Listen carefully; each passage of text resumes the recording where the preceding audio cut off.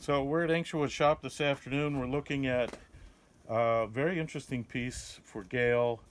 Beautiful grain in this piece, and I wouldn't do this if I didn't think you'd love the grain in this, Gail. The process for making this into a small table or a bench would be to hand split at the fork of this and have an organic line proceed down the board. When we split it, we connect it with this split right here. We then take this piece and bring it to this side. So the two straight edges, this straight edge and this straight edge, would be joined with a hopefully invisible seam, almost virtually invisible. Now that would bring this natural edge over to this side.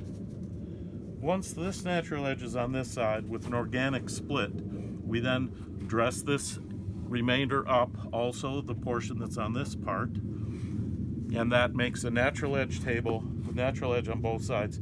Outstanding grain, beautiful characteristics. There you go. We're at www.ancientwood.com.